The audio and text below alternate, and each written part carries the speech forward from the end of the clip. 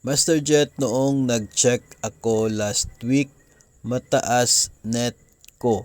Ngayon, check ko, bakit bumaba net proceeds ko?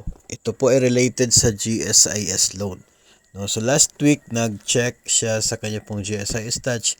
Mas mataas yung net proceeds compared po ngayon. So sa case na ito ay malaking factor po yung petsa ng pag-check sa inyo pong loan gamit ang GSIS Touch. Kung last week po kayo nag-check, ibig sabihin po nun, yun po ay nangyari before 23rd of May. So kapag nangyari po kasi ganun, for example, May 20, nag-check ka, nag-inquire ka na pwede mo maging net proceeds. Kung May 20, ang deduction sa loan for the advance interest ay from May 20 lamang hanggang sa May 31.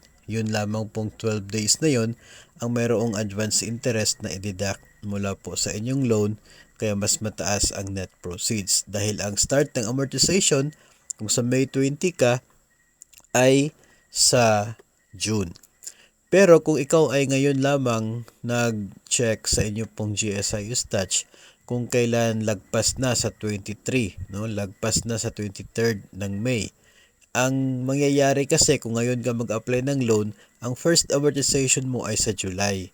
No? So kung July yung amortization, ibig sabihin on your application, ang ibabawas po for the advance interest ay from ngayon hanggang sa darating na June 30. So, higit isang buwan yung period na meron pong advance interest na siya pong ibabawas from your loan application. Mas mahabang period ng mayroong advance interest, mas malaki po yung deduction, kaya mas maliit ang net proceeds. So kung gusto po ninyo na ma-maximize yung net proceeds po ng inyong loan sa GSIS, ay mabuti po na doon tayo mag-apply before the 23rd of the month, no? Yung sakto-sakto lamang po na yung date granted ay nasa 20, 21, 22 para yun po yung peak ng inyo pong net proceeds ayon po doon sa daily computation ng advance interest. So yun po yung dahilan kung bakit mas mababa ang net proceeds mo ngayon compared last week.